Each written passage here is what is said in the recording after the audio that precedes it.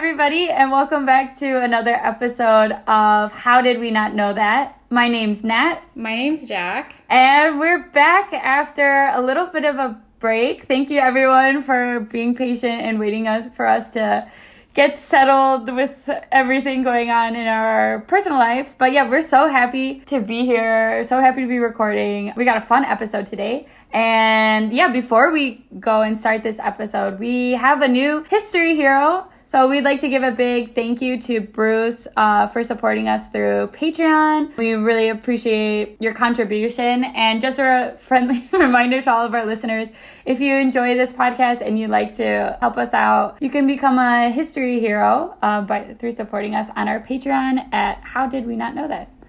And yeah, all right. So Jack, let the listeners know what you're going to be discussing today. Yes, for sure. Yeah, happy to be back. So I noticed that we have some new listeners from Benin, which is a country that I had not heard of. So hello to everyone. And it's a country in West Africa. And it is also the country that has a large history of what we know as voodoo. So I asked our patrons what topic they wanted for this week, and everyone chose that. So that's what we're going to be covering today.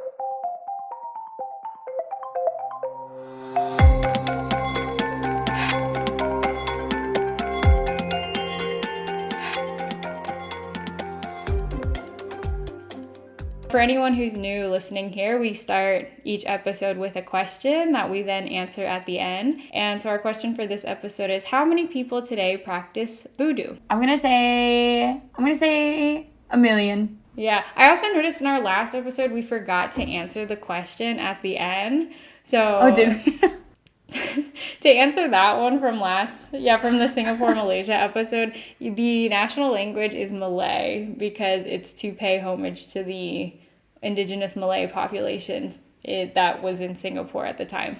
And then there's multiple languages spoken in Singapore. Like, they also speak Mandarin and Tamil as well, and English. Okay. So, also before I start, because it's already bothering me, so the term voodoo is a Western term that is actually offensive because the religion that, like, what we know as voodoo, what it comes from, is actually pronounced Vodou. So starting now, I'm actually just going to be using the proper term for the religion instead of what we usually erroneously call the religion. So now, what do you think of when you hear of voodoo? When I hear of voodoo, I'm pretty sure it's like just the stereotypical like voodoo dolls where it's like, oh, there's a doll and then like if you put a pin in it, then it's gonna like cause pain on someone, like spells and like curses, that kind of stuff. But yeah, that's what I thought as well. Okay, so voodoo has been around for centuries. I don't really know when it started, but some people say voodoo has existed as long as humans have existed. But we're going to talk about more how voodoo made its way over to the Western Hemisphere for this episode. So unfortunately, the reason voodoo came over is because the transatlantic slave trade began in the 15th century, where the Portuguese were the first to start kidnapping people from West Africa to sell into slavery. So this resulted in the displacement of over 12 to 20 million Africans from their native lands. But despite this, they brought with them their family values, beliefs, traditions, and religious practices. One of those religious practices, Vodou, was actually the only traditional African religion to survive the transatlantic slave trade and remain in practice in America today. Wow. Oh my gosh. Okay, well, so many things. I didn't know that was the only religion to like survive. And also, I didn't know it's like still practiced today in America, like widely, I guess. I don't know if it's the only one, but it's definitely the most well-known, and it's like one of the only. Oh, one of the only. Okay. Lasted. So it's a big tie to West African culture, and it's still practiced in West Africa today, and so it survived a lot in the Western Hemisphere. Okay. It survived really well. So apart from its origins, it is practiced in the Caribbean, specifically Haiti, as well as New Orleans, Louisiana, and Brazil, where it was brought. So then we're gonna go into kind of what Vodou, the elements of Vodou are. So Vodou originated in the ancient kingdom of Dahomey, which spanned across present-day Nigeria, Benin, and Togo. Vodou is an ancient religion practiced by around 30 million people today, but actually that's a smaller estimate. The larger estimate is 60 million, so 30 to 60 million people today, and it is one of the most misunderstood religions around the globe. Wow. So the word Vodou derives from a word in the Fon language for God or spirit, and Fon is a indigenous language from West Africa. So how you spell Vodou is actually Vodou, and other accurate spellings are Vodoun. Oh. But not actually voodoo, the Voodoo, which is it's actually a sensationalist and derogatory Western creation of the religion. Wow. Vodou is a comprehensive system of knowledge that doesn't have much to do with the stereotypical images of sticking needles into dolls or putting hexes on your enemies. It's actually an organized form of communal support that gives meaning to the human experience as it relates to the natural and supernatural forces of the universe.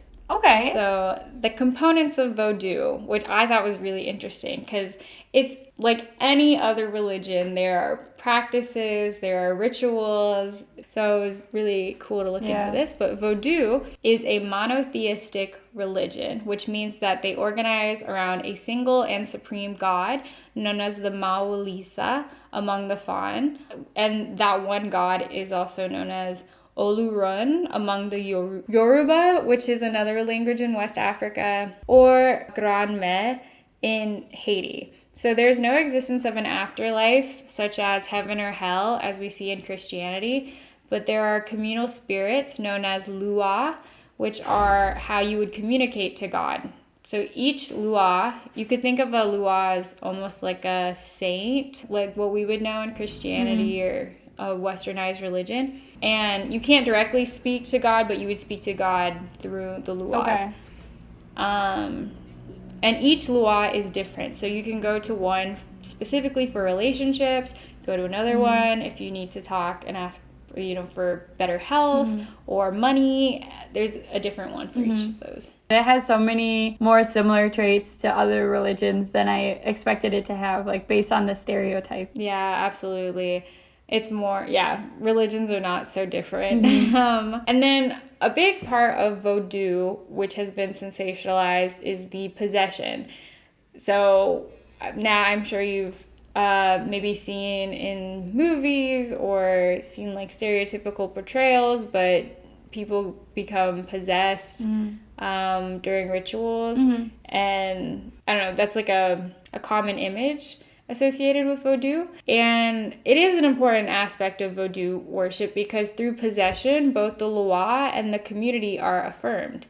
And so participants of possession transcend their materiality by becoming spirits, and the spirits renew their strength and health by dancing and feasting with the Chwal, which is a Haitian Creole word that means horse for the Loa. Just to clarify that last sentence, during possession, the Loa is able to use your body to renew and replenish their own strength. And so you as like a person is referred to as the Chwal. And so the Loa, the spirit, is riding you almost like a horse and just like kind of using you to regain strength. Okay, that makes sense. Yeah. Okay. That's a good... Right. I like that description of like using you as a horse. It's a lot less like when you use like the English word like possession like has a lot of like dark undertones, but like it's not dark or like evil, Right. And it's like it's like an honor firstly, and it also helps like the spirits regain strength and their health as well. It is said that during possession, the Loa rides a person like a cavalier rides a horse. And possession is also the time when the Loa can communicate in a tangible way with the people who during such time receive answers to their questions. So let's say that you've been having a lot of health anxiety and you've been praying for some clarity on what to do around it. During possession, it is believed that you would receive some clarity on the questions you've been having surrounding it. Okay. Other Vodou practices. So in Cove, Benin, which is a town in Benin, Vodou faithfuls dance to thank the god of Sakbara for recent rains. So Sakbara is like the rain loa. And in this dance, women dancers sway in bright red dresses with a molted pattern imitating the scars of smallpox. Sakbara can actually bring life-giving rain, but is also responsible for diseases as well. Hence the reason why the dresses have a smallpox pattern for that symbolism. And Vodou rituals are just as elaborate as Western churches, where we learn sacred languages and dances, and there may be foods you avoid during certain times, foods that you can eat during another time.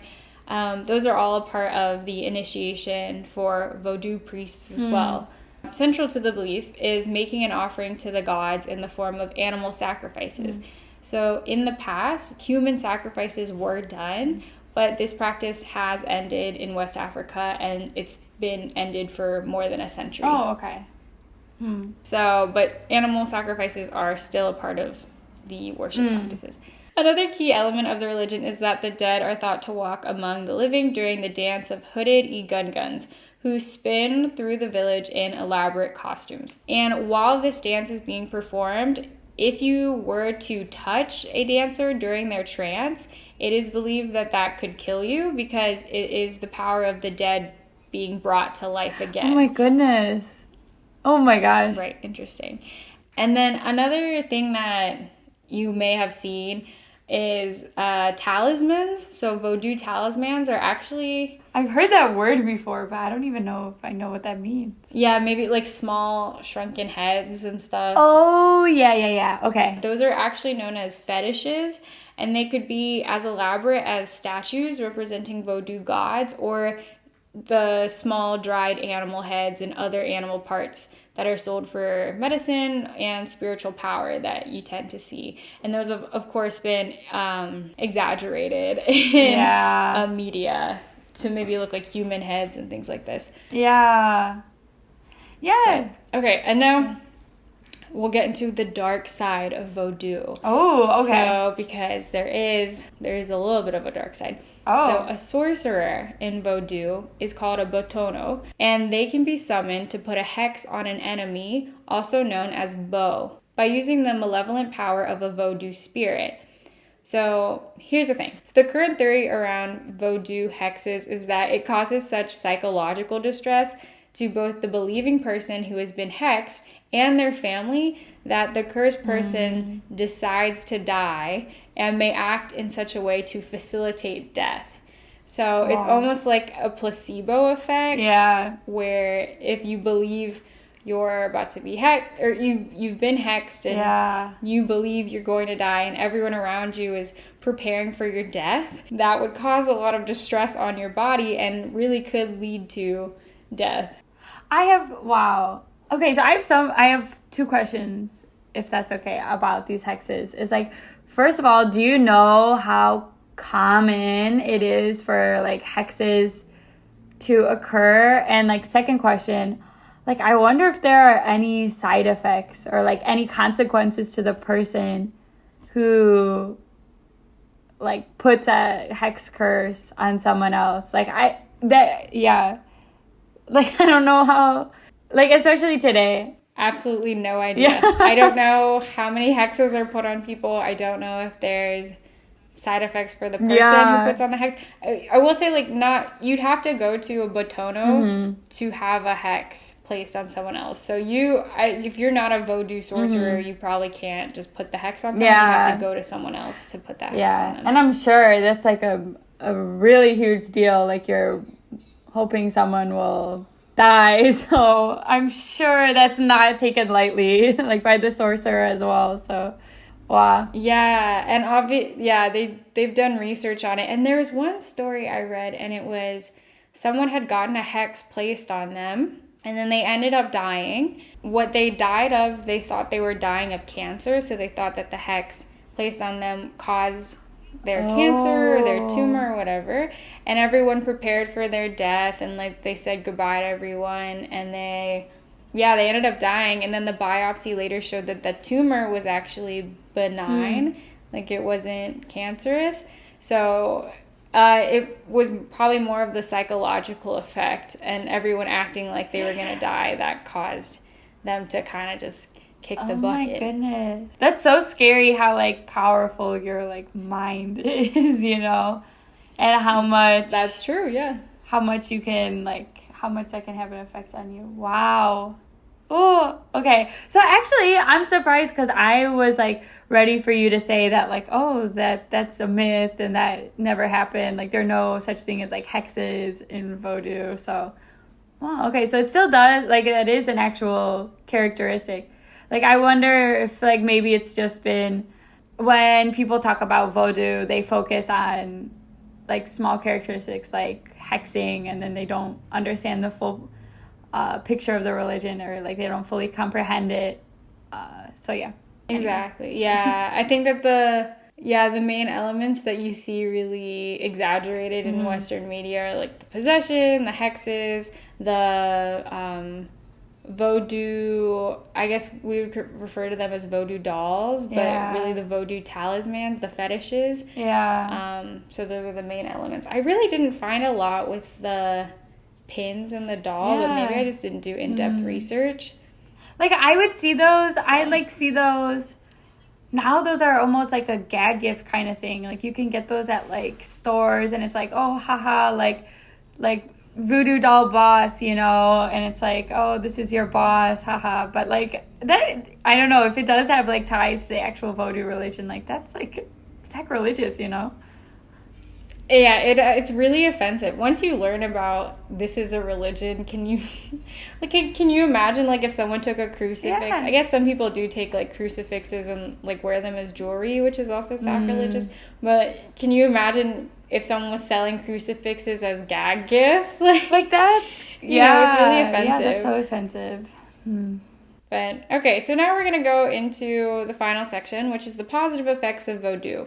Vodou served as a cohesive force that unified the slave population in Saint-Domingue and helped give them the courage and strength in numbers to begin the Haitian Revolution. At the heart of Vodou is the Laco, which is a sort of family group that mixes natural and social forces and honors ancestors and lineages. In their worship, the Laco use a type of rattle called an asan, which is viewed as representing apprenticeship and the idea of creating unity while still respecting people for their differences. The overarching focus of Vodou is a focus on the community as family and on honoring the ancestors.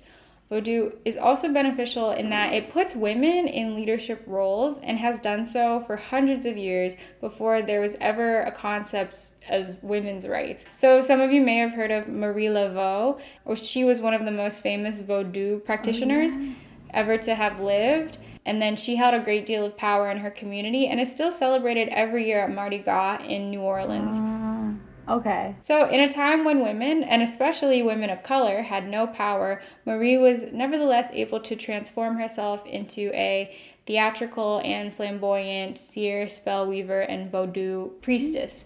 Yeah, so yeah, it's there's a lot of good things that come from it on just unifying the community, women's rights, like equal gender roles. Yeah. And that's all I have for this episode. It was a short and sweet. Yeah, no, but that was a great episode. I'm really glad.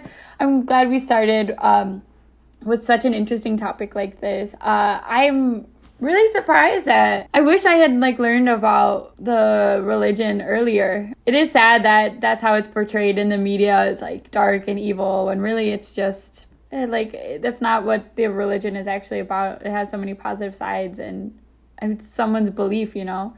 Wow, 30 million people you said, so there's still a lot of people, a lot more than I expected. Oh, yes. Yeah, the answer, if anyone didn't catch it, is so today an estimated 30 to 60 million people practice Vodou worldwide, and at a Vodou ceremony, believers will gather outdoors to make contact with the Loa, spirits who have various functions running the universe that you can think of like as saints and Greek gods. I mean, I definitely have a better understanding of the religion, and I feel like I can like almost relate to it a bit more, understand it. So thank you for sharing that. Shout out to our listeners from Benin, and yeah. Wow, we're so happy to be back. Stay tuned for our next episode. Yeah, we're hoping, we're going to be regularly scheduled programs. Thank you for being patient with us. And thank you, Jack, for this episode. And everyone, have a great day. Thanks, everyone. Bye. Bye.